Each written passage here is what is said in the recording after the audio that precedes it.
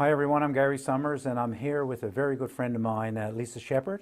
I'll just read a little bit about Lisa's bio and what we're going to talk about today. So Lisa Sheppard is a mom of 4 and a children's yoga and mindfulness teacher. She has a passion for helping kids to self-regulate and cope with everyday stresses so they can reach their highest potential. Lisa's topic today is tools for the toolbox, core breathing and breath work for children.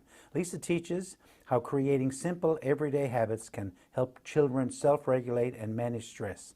We dive into simple and fun breathing techniques kids and parents can use to find their calm.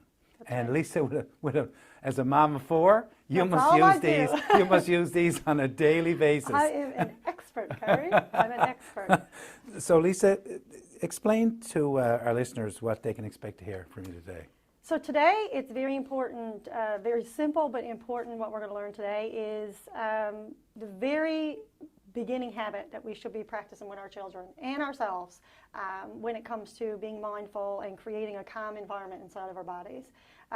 We're all walking around like a big ball of stress, and these tips and tricks that we're going to talk about today, these 5 little techniques, will help us bring all that down so we feel a little bit better and more in control of ourselves while we are going through life.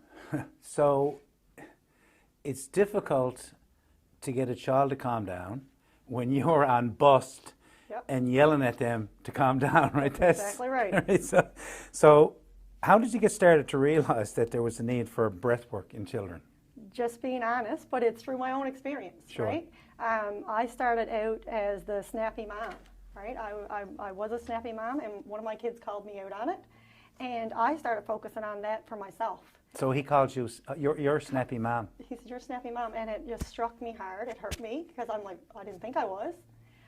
But it just took him to say that to me to make me feel like, I need to take a step back here and see what's going on. So when I start turning self-care on for myself and focusing on becoming better for myself, I noticed the kids behave differently. And then I start practicing it with them. It's not just us that need tools. They also need tools. And it kind of happened organically. And then I just started helping children in schools.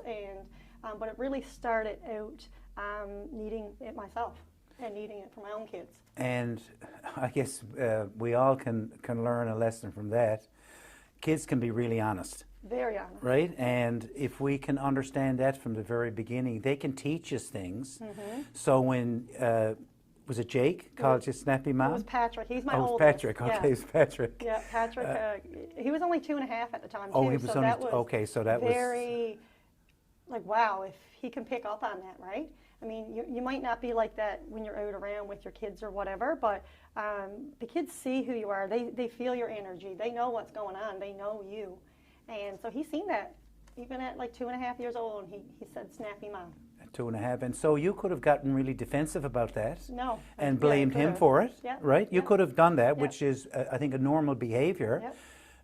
But to be able to step back and look at yourself in an honest way, you were able to correct some things that maybe a lot of parents can't do because they just become defensive. Yep. So what are some of the benefits and maybe some of the feedback you've seen and heard from doing breath work with children? Feedback from my own kids, of course. Like Brand Zero there, we've been using this, and I have 4 kids now, so each kid, I feel like it's getting it at an earlier stage in life, and I see the results better as we're going along, because it's more like you're doing it more often and more regularly throughout their whole lives. I notice that they aren't so quick to respond to the stress, I guess is the best way of doing it. And my little guy Jake now, he's going to be 8 this year. I find he's really taken it where he sits and he calms himself. That you feel like they're more focused. They're able to handle their emotions a little better. It's not always perfect, Gary. Life never is perfect, no, right? I can see them drawn on the tools, and not only with them, but say with myself. Again, practicing what I preach, and what I notice is that the more you do it, the more natural it becomes. So instead of like freaking out, I'm more in tune, and so are they, to be like, stop for a second. Yeah. Right? Pause. Hit that pause button. Hit the pause. Yeah. And that's the whole thing. That's the first step, is hit the pause. When you can hit the pause, that's when you're like, I got control. And you don't react or overreact. you learn to respond appropriately. Now, I notice Jake is pretty good at even teaching his cousins. Oh yeah, Do his you cousins want and to just me. Like, tell he'll call the me story in. about where one of his cousins was overreacting or something? He They taught were him how to calm down, how to breathe. Yes, so they were running around playing a game like they do, and I think one of them was just upset about the result of the game, and he got him to sit down, sit in lotus, put his hands up, and he's like, just breathe in through your nose, out through your mouth. It's going to be great. Everything is okay, and it was just nice to see that. And at that point, he's 8 now. I think he was only 5 or 6 or Wow. something. 5, Wow. I think, at that point, and to know to do that, right? So you can teach kids this at a fairly early age, Oh as my long as they gosh. can just comprehend and understand the English language. Exactly, and also, just like the child can notice you a snappy mom, the child can notice you the calm mom. Right. So model it, Yeah. right? And be who you like. Be what you're practicing. And I don't like cliches, but the term monkey see, monkey do Exactly. really applies, doesn't it? It really does apply, It really and I does. see that. I have 4 kids, 4 very different kids, and what works for one don't always work for the other. And it's just been trial and error, right? And so once you find what works and what that kid responds to, just make a note of it and draw on that and use it. And I think sometimes parents say, well, all my kids grew up in the same household. They should respond the same way, but it doesn't work that way. I mean, the No. oldest child was an only child at one point. Yep. Then the second child came along, and then the first child wasn't the only child. Yeah. So they're all different. And there's so much environmental, part of your household, where you are in your life, where your Right, parents right. are. There's stresses that involve. There's psychology behind it all, like the first child, second child, third Absolutely. child. Everything fits into it. Yeah. And their personalities are different. Right. One kid's very quiet, where one kid's very fiery. And it's just as hard to get through to the quiet person than the fiery person. Sure. But you need to be calm. Like I said, bring it back to you being, Right. you be calm so you can be aware. And Yeah. that's kind of where it comes from. Why are breathing exercises so good for kids? Well, it brings them down. So when you're at a heightened state, they can't focus or function, or you can't expect anything. You can't control what's around you. So by breathing, deep breathing actually regulates your body, and it brings their levels down where they're better to respond versus react, where they can absorb information. So even in education systems, having these types of breathing exercises in school systems would be ideal, because if a child is at a heightened state of any form of stress, the child can't learn, right? So Yeah. bringing the child down onto a level and teaching the child to do that itself would be a game changer. So the child's be better to learn better. Their emotional state is better. They're happier kids when they can control themselves. I remember I read an article, and the person who wrote it said, speak when you're angry and you'll make the biggest speech you'll ever regret. Yes, Right? right. So that overreaction kind of thing, Yeah, right? yeah. How do you explain breath work to children? It's not as complicated as some of the parents think, because you can use so many tools now. There's so much education out there. Something that really kids respond with is books. So I have a couple of good books that I call on, and it explains the emotions, right? So when you have a conversation about emotions, because that's why the kid is yelling and angry and upset. It's an emotion, but the kid don't understand that. The kid thinks it's because it's not getting a lollipop or it's not getting a toy. And you, because anger is okay, Yep. right? It's There's okay to nothing be wrong with angry. it, There's yep. nothing wrong with it. It's just, what do you do with the anger? Exactly. That's what, So when the child learns to self-regulate that anger in a healthy way, Right. rather than hurting him or herself, or hurting someone else, or putting their fist through a wall, or swiping something off the table, that's an unhealthy way to express Totally. anger. Totally. We can use the breath work to help them regulate at a normal level so they can express their anger. You can say, I'm angry right now, and that works very well when you are trying to explain that to a child. So if you as a parent are feeling angry, and you can say, I'm feeling really angry right now. There's nothing wrong with that. absolutely. Right?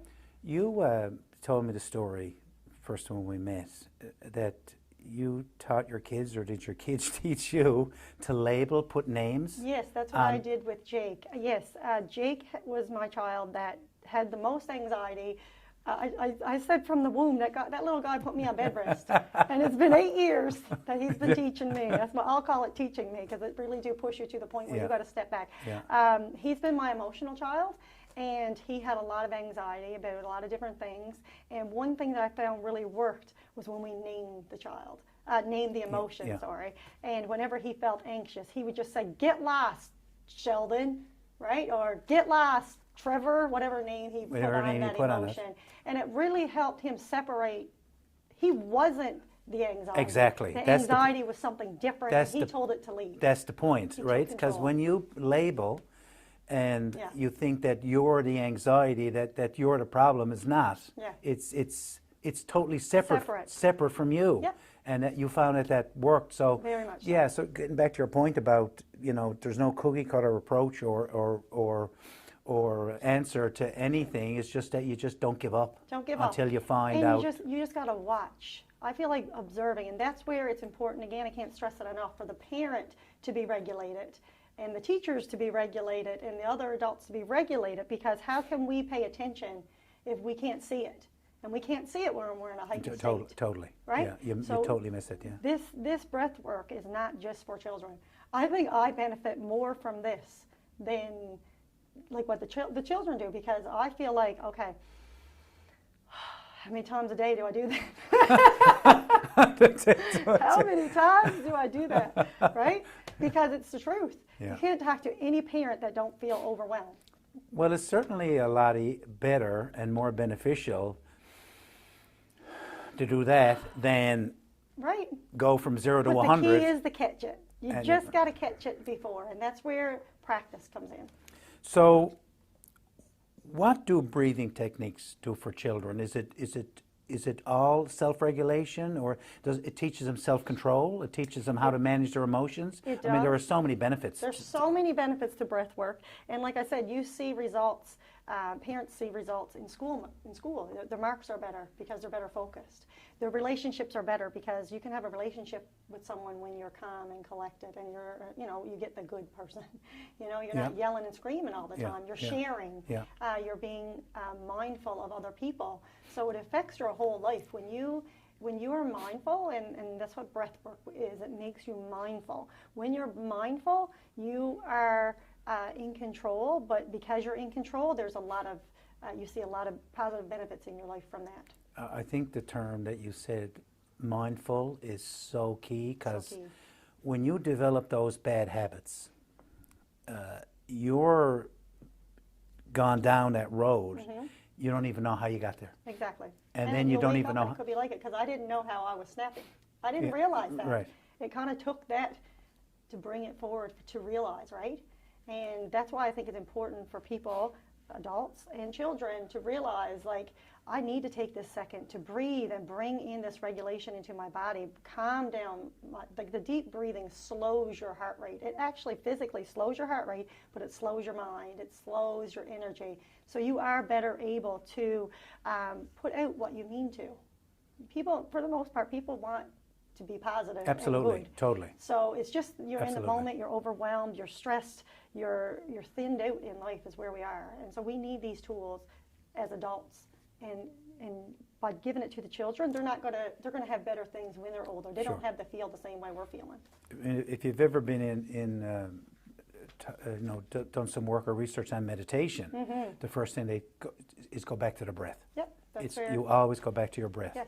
And that's the self-regulation part of it, right? And breath work is a form of meditation. Sure. Right? And just teaching that to them, like it's the same as saying your prayers at night. Not everybody is religious in saying prayers, but everybody can breathe.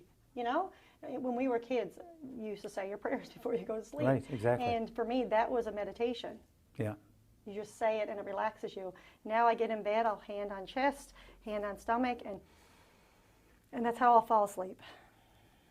I'll fall asleep doing that. Through breathing. Because through breathing, like the visual of rising up and rising down, it really does bring yourself down to relax and calm and better sleep habits. So just go back to that point where you said that's how you fall asleep at night.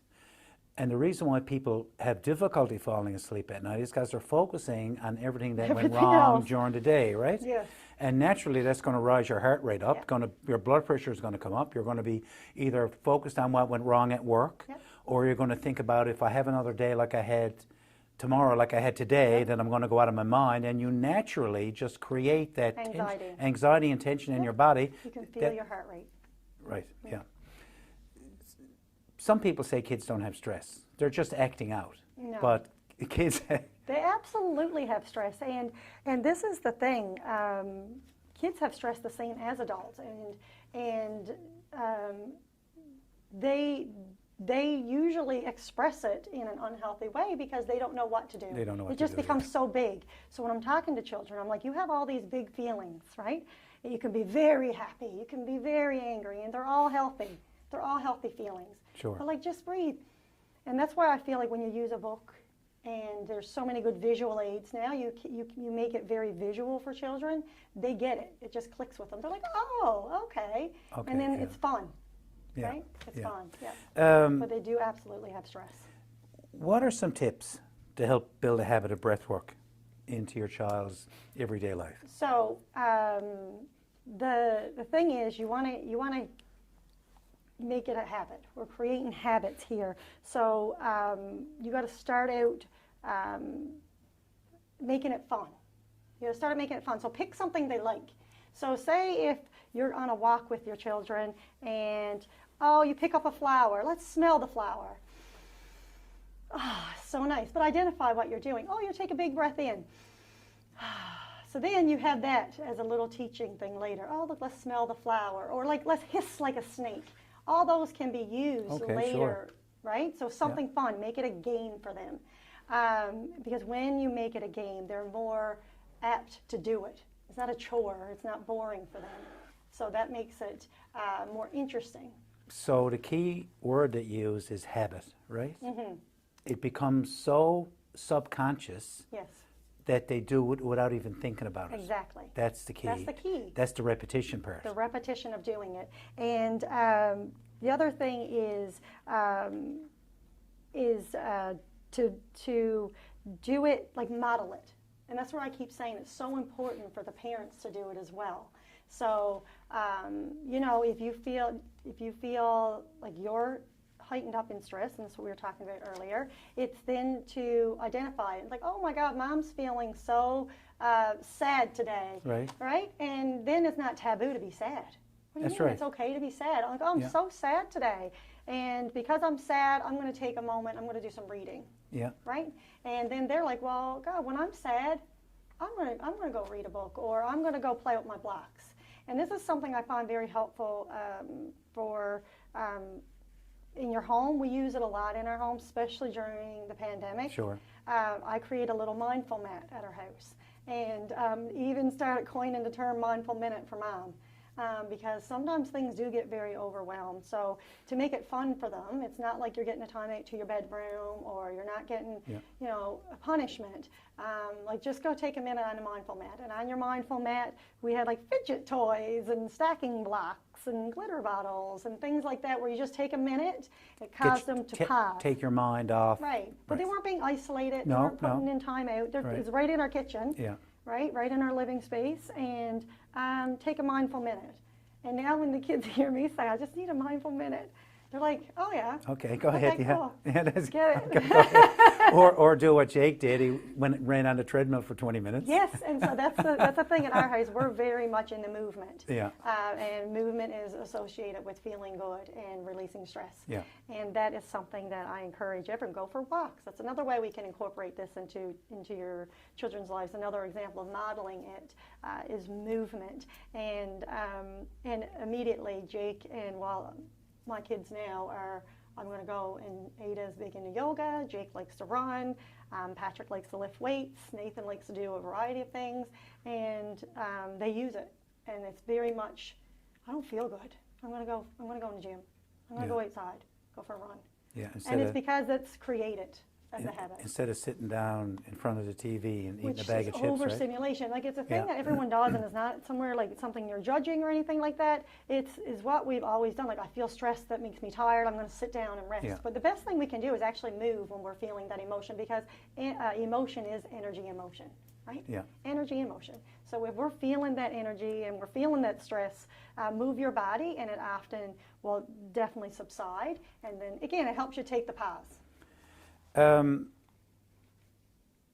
How can you use these in a moment of stress? Because I guess that's the issue that people may say is, well, I'm so stressed out, I can't get out of that mindset. Yes. That's the So key there, isn't it? The key, like so you're creating these habits, right? So, these moments aren't planned. These meltdowns and temper tantrums in the grocery store is not planned, right? So how do you cope with it when it happens right away?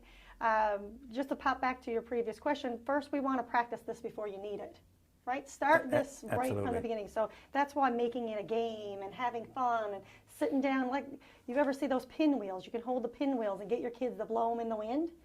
That's a breathing breath. Sure, it is. So again, creating this and starting this habit as a game and as fun before you need it is key. So when the meltdown happens, the kids aren't like, what the heck is mom doing? Right. Why is mom sitting in Lotus right now? Right? In the grocery store. In the grocery store, Yeah. yes. Because sometimes, anyways, no, you want to, when the child is in the moment of the heated stress, and you need to teach them what to do and how to actually put to work what we've been practicing all along, come down to their level, get at eye level, and just show them, like, you're not bigger and you don't need to be bigger. Let's come down to your level and get smaller. The other thing we talked about is I always feel like name the feeling or identify it. So once your child becomes aware of what the feeling is, like Jake named his Sheldon, but you start out like, this is me feeling sad. Are you feeling sad right now? Are you angry right now? Identify what it is so the child knows that they're not the feeling. The feeling is something separate from themselves. Right. They just need to know how to manage it. And then if you can, go to a quiet space and just give them a chance to kind of bring down. Don't start going, oh my, or becoming stressed yourself. Right. Because they're going to mirror that. So Here we remember go to keep again, yourself as well. So you come down to their level, find a quiet space, and remember those flowers that we were blowing? Like, let's try that. Or don't even speak. Sometimes some of my kids don't even want me to talk to them. And sometimes if I am close to them and I can just make the sound, they follow. They pick up on it right away. Pick up on that, right? And some kids like to be held, whereas some kids need space. So you just follow the cues. Sometimes they might need a hug. Sometimes they might need a little bit of extra space. But always after the end, after the temper tantrum or after the freak out or after the overwhelm, have a little chat about it. Oh, see how that happened today? Sure. Like, that was okay. I really liked how we breathe it. Remember, we did the bunny breaths and how that felt, and talk about that, because then it's identified in their brain, and the next time they feel that, they don't become triggered to freak out. That's the response, not to freak out. Yeah, don't freak out. Just stop for a second. Yeah. So by going through, like getting down at their level, like you're actually going through a ritual where it gives them a second to be like, okay, I got a second here now to, this is helping me slow down. This is helping me pause. Eventually you'll move into, they're teenagers and they're able to do this on their own with their parents. That's the goal. The goal is self-regulation, but it starts with co-regulation. Right. And so that's where the parent steps in, or the guardian, or whoever, teachers, whoever's around. It's important for you to be regulated so you can co-regulate with your child with the ultimate goal of self-regulation. So you talked earlier about 5 techniques you're going to do. So you're ready to teach everybody? Sure. Your, 5 fun little breathings. Okay. And again, I want people to keep in mind that it's not... this is not exact. So if your kids like lions more than snakes, or, horses instead of bunnies, like whatever your child likes, name it that. Call it that. The main thing is that you're just practicing the action and you're teaching them something to slow down and pause. Okay. So just be mindful of that when we're going through our 5 different types of mindful breathing. I'm going to turn it over to you. Perfect. And I'm going to step away for a minute now and let you do what you do best. Thank you.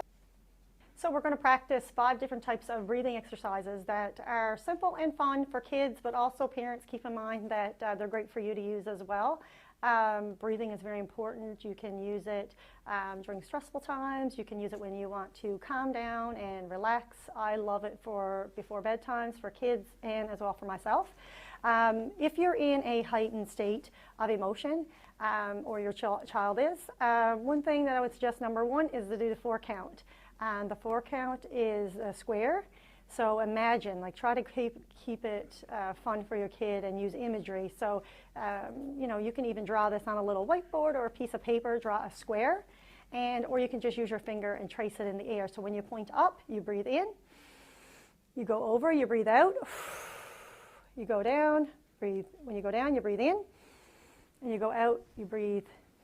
You go down, you go across, you breathe out. So we'll do it together for 1 minute, and we'll see how it feels. Okay, so you go up.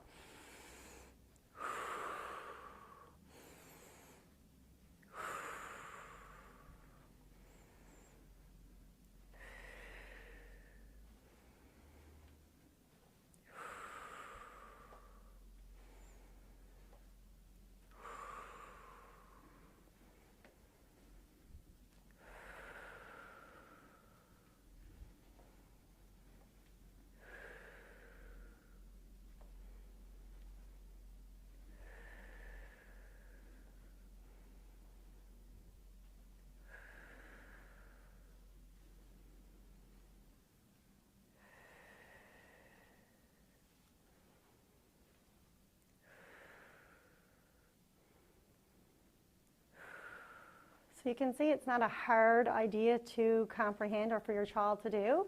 The other thing is that if they want to make a diamond, do a diamond. If you want to do a rectangle, do a rectangle. The key is to take those deep breaths. You breathe in, you hold, you breathe across, you breathe out, you hold, you breathe in. You just practice that little pause and you draw your breath out, and you can feel your heart rate coming down. The second one that I like is the flower breath. And he's very simple and straightforward. And you can, again, incorporate this if you're out on a walk, if you're home, you know, talking about drawing flowers, whatever, and be like, oh, let's practice smelling flowers. And you breathe in, hold, breathe out. And you just continue that little pattern. Again, your child might not want to, you know, sit for a minute and do it. Don't make it complicated. Don't stress it. Don't force them. Just, even if you just continue doing it while you're drawing, while the kid is drawing, they see it and they'll recognize it, and then you just keep doing it. It's the consistency of it that will create that habit. So let's try that one for, let's just try that one for a little while. You breathe in, smell the flower. Smells so good, right? You just fill up your lungs.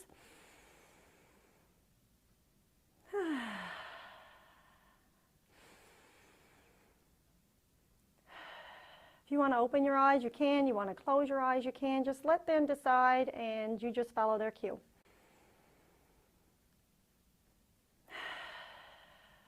See how good that feels?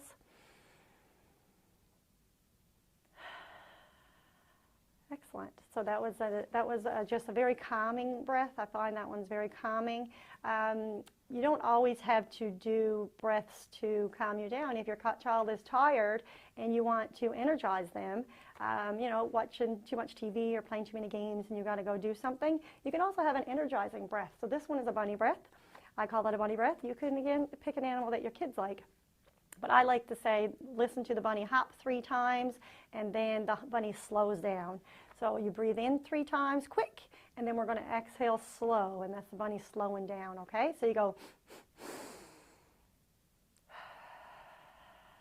okay, and you can breathe in through your nose or out and out through your mouth, or you can breathe in through your nose and out through your mouth. You don't have to make it too complicated again for your child, just whichever they're used to, and you can always build on this as time goes on, and the more it becomes a natural thing, the more you can find what's working for you and for your child. So you breathe in.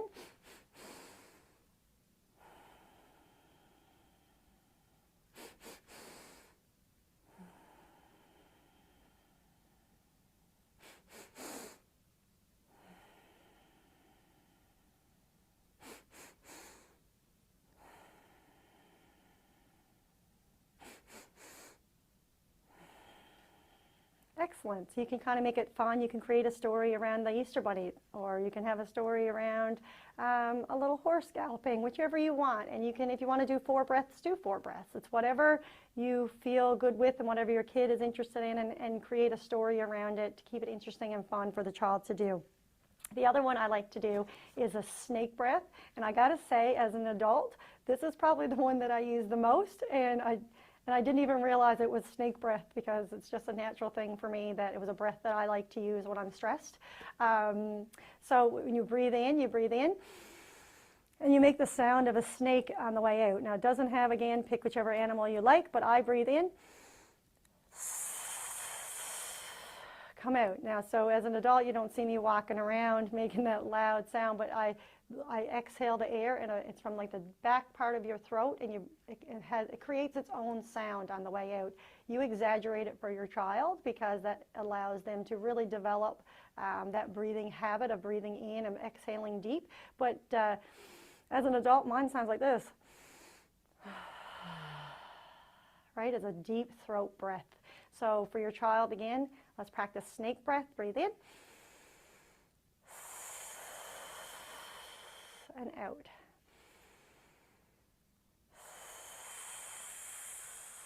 And again, you could make it fun. You could be dancing around, you could be sitting around, you can be tickling and carrying on, and you're just practicing being a snake, and that's how you can start the habit originally. And in order to build on it, you can definitely sit down and say, hey, let's do 30 seconds to see if we can breathe like a snake for 30 seconds, you know? And then that builds that skill and that habit, and it doesn't become, you know, you're not bringing it on when the child's in the middle of a meltdown saying, okay, let's breathe like a snake, because then they're just going to be like, not having a clue what you're talking about. So you breathe in and you breathe like a snake and create the games, and breathe like the bunny and blow the flowers, and that all, when the meltdown happens and you get down to eye level and you're working in the moment, you can start doing those breaths and help them call on those breaths as well. Or like when we spoke about the mindful minute mat, you can say, hey, here's some paper, draw me a flower and show me what you do when you smell a flower. Another very common one that we do is blow the candle. And you know, you can even light a candle and let the child blow out the candle to practice this when you breathe in through your mouth. You breathe in through your nose, and practice a big blowout. And exhale that air. And this is what happens when you're breathing, is you're breathing in and breathing out. It's actually moving this energy and moving the stress and the emotions, and it does actually lower the heart rate, and it does control the amount of stress that's inside your body. There's a whole lot of stuff that goes on inside your body that you know, we don't fully understand, or you know, you don't even need to understand all the things, but just understand that by taking control and using your breath, it can switch everything around and help you respond versus react. So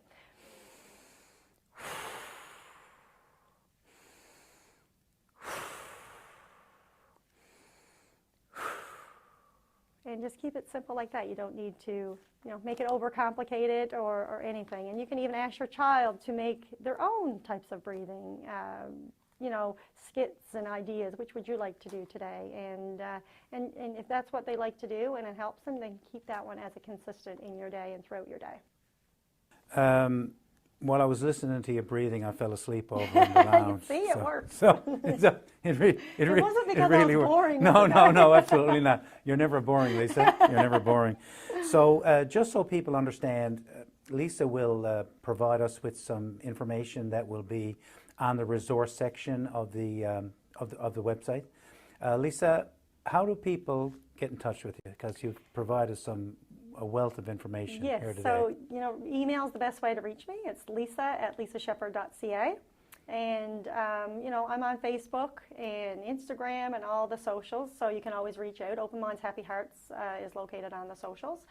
Just search Open Minds Happy Hearts, and for sure reach out to me via email. And or drop in one of the DMs. I think that's what the cool kids say these days. Drop me a DM, slide into the DMs, and I'll be happy to help. I've been doing some great work inside the school systems, as well as some community outreach programs. So you know, if there's something you need, just reach out. Great, Lisa.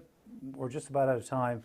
Can you leave our listeners with something, a little tidbit that they could use today to to deal with adversity? I really feel like the best thing we can do as parents and adults is really take care of ourselves.